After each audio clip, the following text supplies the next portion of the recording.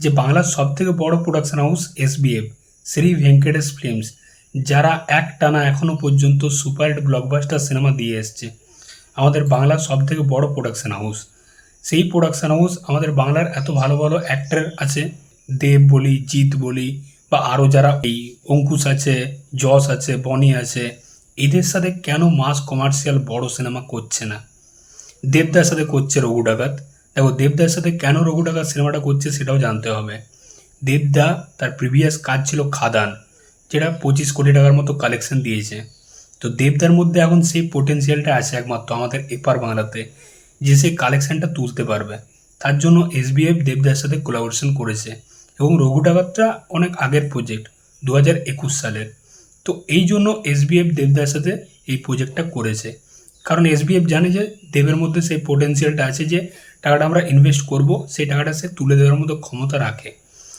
এবারে যদি জিৎদার সাথে বলি, জিৎদার সাথে এসবিএফের এখন সেরকম কোনো আর কানেকশন নেই।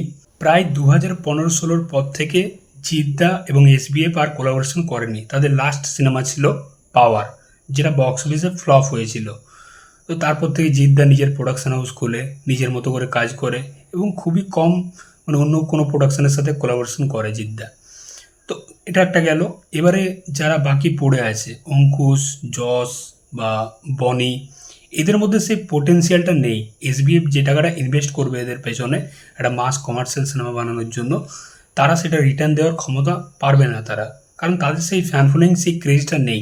তো এবারে মেগাস্টার শাকিব খান, বাংলাদেশের সুপারস্টার মেগাস্টার, একটা গোটা দেশ কিন্তু তার সিনেমা দেখে, তার একটা হিউজ ফ্যান ফলোয়িং।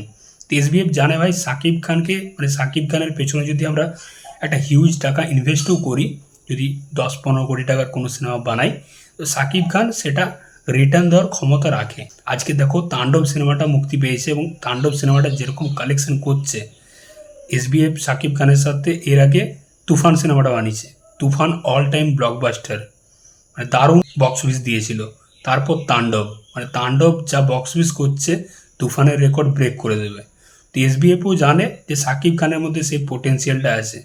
এসবিএফ দেখো সিনেমার কিন্তু প্রমোশন করে আমাদের এপার বাংলাতে, কিন্তু ওপার বাংলাতে তাণ্ডবের প্রমোশন কিছুই করেনি তারা, কারণ তারা জানে যে শাকিব খানের সিনেমা ঈদের টাইমে আসলে প্রমোশনের দরকার নেই, সেই সিনেমা আরামসে চলবে, এবং সেটাই হচ্ছে। তাণ্ডব দারুণ রেসপন্স পাচ্ছে, মানে তাণ্ডব সিনেমা হলে তাণ্ডব করছে। তো এই জন্য এসবিএফ বরাবর শাকিব খানের সাথে কোলাবোরেশন করার চেষ্টা করছে, এবং রিসেন্টলি তারা বাংলাদেশে একটা অফিসও খুলে নিয়েছে। আলফা এর সাথে একদম ডাইরেক্ট কোলাবোরেশন করে নিয়েছে তারা, এসবিএফ আলফা আই, যারা একটু মানে তাণ্ডব সিনেমাটা বানাচ্ছিল। তারপর তো চরকি যুক্ত হলো, কিন্তু এসবিএফ আলফা আই মিলেই কিন্তু তাণ্ডব সিনেমাটা প্রথমে প্রডিউস করছিল। ভালো করে পোস্টারটা দেখবে, প্রথম যে পোস্টারটা এসেছিল সেখানে এসবিএফ আলফা এর নাম ছিল। তো এসবিএফ জেনে গেছে যে শাকিব খানের সাথে যদি কোলাবোরেশন করি, আমরা যে টাকাটা ইনভেস্ট করব সেটা রিটার্ন পাবো, 100% পাবো, এবং সেটা একটা হিউজ লেভেলের পাবো। দেখো আজকে বরবাদ 80 কোটি প্লাস কালেকশন করেছে, একটা বাংলা সিনেমা, বুঝতে পারছো? 100 কোটি কালেকশন করে নিত যদি পাইরেসি না হতো।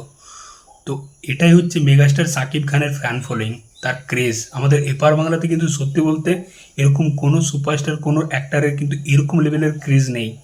কেউ 50 কোটি 80 কোটি টাকা কেউ কালেকশন দিতে পারবে? বুঝতে পারছো? এটা একমাত্র মেগাস্টারই পারে। তো এই জন্য এসবিএফ বরাবর শাকিব খানের সাথে কোলাবোরেশন করার চেষ্টা করছে, কারণ তারা জানে ভাই শাকিব খানের মধ্যে সেই পোটেন্সিয়ালটা আছে। তো রিসেন্টলি দুটো কাজ হলো শাকিব খানের সাথে, তুফান এবং তাণ্ডব, এবং পরবর্তীকালে পরের বছর, তারপরের বছর আবার কোলাবোরেশন করবে এসবিএফ চরকি আলফাই। তারা জেনে গেছে ভাই যে শাকিব খানের মধ্যে পোটেন্সিয়ালটা আছে। তো এটাই হচ্ছে একটা প্লাস পয়েন্ট এসবিএফ এবং শাকিব খান, মানে এসবিএফ কেন শাকিব খানের সাথে বরাবর কাজ করছে, কেন দেবজিৎ, অঙ্কুশ, বনি এদের সাথে কাজ করছে না, এটা হচ্ছে তার একটা সব থেকে বড় কারণ। তো তোমাদের কি মতামত অবশ্যই জানিও। আমি বুঝতে পারছি যে এই ভিডিওটাতে হয়তো কিছু লোকের খারাপ লাগতে পারে, কিন্তু এটাই বাস্তব। তো চললাম, দেখা হচ্ছে পরের ভিডিওতে। চ্যানেলটায় নতুন হয়ে থাকলে অবশ্যই সাবস্ক্রাইব করে যাও বস। টাটা।